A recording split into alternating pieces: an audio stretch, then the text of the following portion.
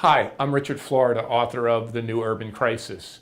I've been writing about cities for 2 or 3 decades now. And in fact, in my book, Rise of the Creative Class, one of the things I did was predict or help predict the back to the city movement of young, affluent, smart, talented people. Nothing could have prepared me for the challenges that our cities are facing today. If you live in New York or LA or San Francisco or London, housing prices are skyrocketing. Young people, talented people, creative people are being priced out. Lower income and middle class people are losing their homes. Those cities are not only awash in gentrification, they're awash in what people have called hypergentrification, or what I call plutocratization, as literally the global super rich come into these communities, take over whole neighborhoods, and the lights go out. So all of the things that made our cities great, that creative impetus, innovation, diversity, gets washed out and our cities get blanded. But the new urban crisis goes far, far, far beyond, in the research that I've done with my research, far beyond just the crisis of those imperial or superstar cities.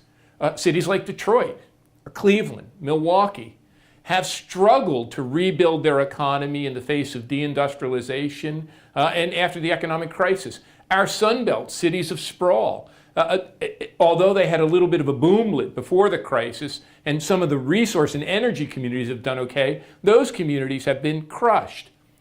The urban crisis also has moved into our suburbs. There are more poor people in suburbs today than there are in urban centers. Across the world, there are nearly 1 billion people who live in global slums.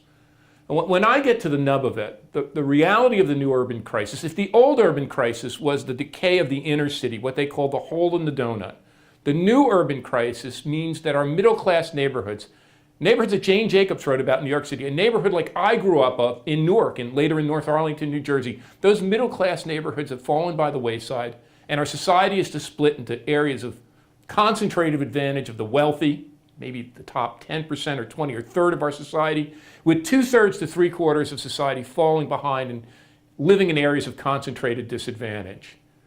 Look, in my view, the new urban crisis is the biggest crisis of our time. It's the crisis of urbanized knowledge capitalism. We need to act now to solve it at the local level, at the state level, and at the national level. And as the book outlines, literally a 7-point plan for rebuilding our cities, creating a new era of prosperity, and putting our nation and the world back on track.